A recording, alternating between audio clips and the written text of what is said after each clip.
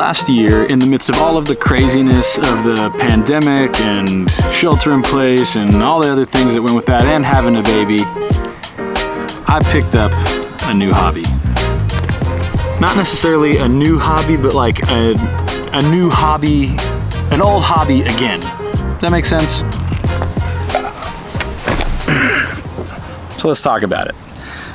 This is the Brevity Jumper camera bag.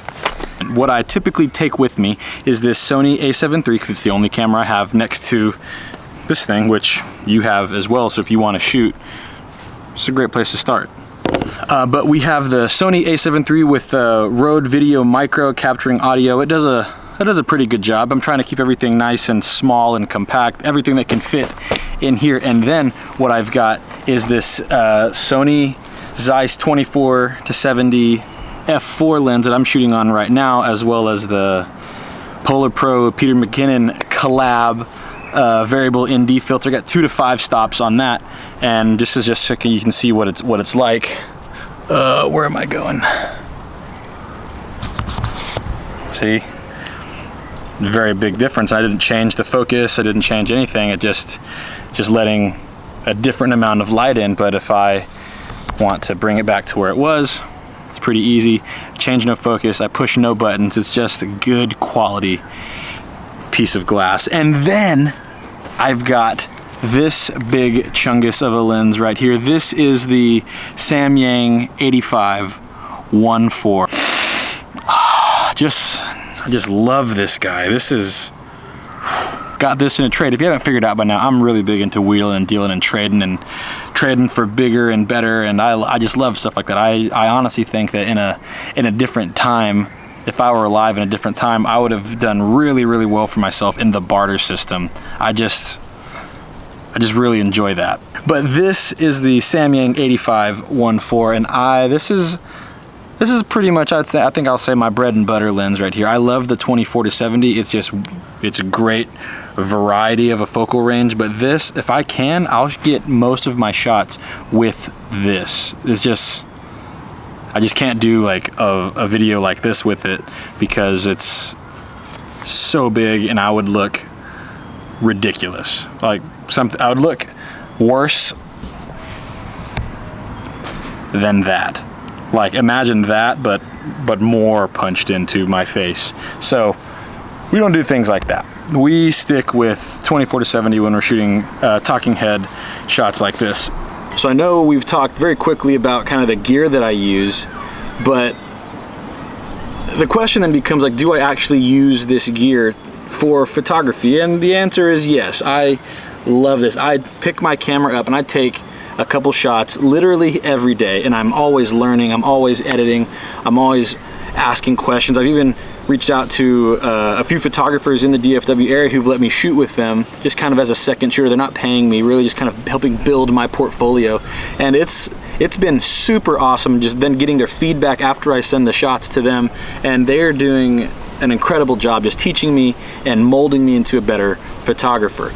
But today is December 28th, so it's a couple days after Christmas, and we're in Texas, and it's like 80 degrees, 75 degrees, something like that. It feels fantastic outside, so that's why I got this guy out.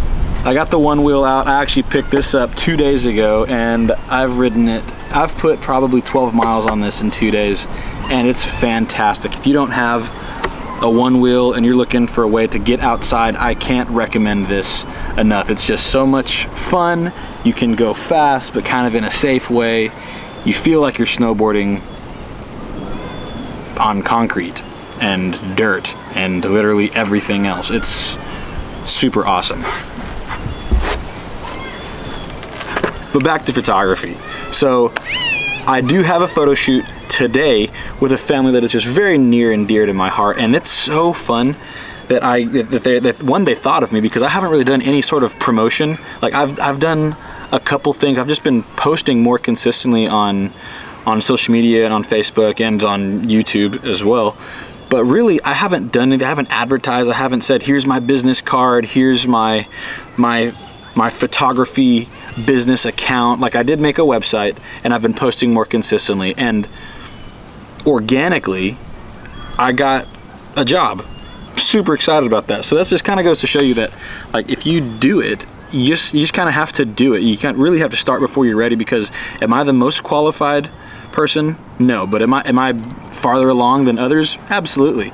And you are probably farther along than others in that hobby that might become a business. You're farther along than somebody else. So what I want to tell you is just start before you're ready. Like, for me, it's with photography. And yes, I'm a husband, I'm a father, I'm a pastor, I'm a friend, I'm a brother, I'm so many things, but I'm also a photographer, and it's a way for me to have my creative outlet, and it's a way for me to just kind of do this thing that I absolutely love and get paid for it. That's what's incredible. So you can do that. You could potentially take this thing that you love and turn it into a side business or your main business. Maybe it could replace your other income. Who's to say how far you're willing to take it, how far it could go? But really, what you need to know is you need to start before you're ready. But all that to say, I'm a photographer, and I love it. If you want to follow along, there's a subscribe button down here. I'd love for you to hit that. It'd be greatly appreciated, and I'm excited where this is going to take us.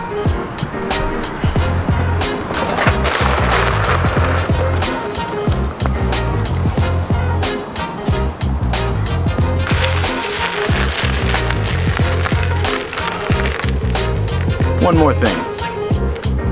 I was being serious about that subscribing thing. You should do that.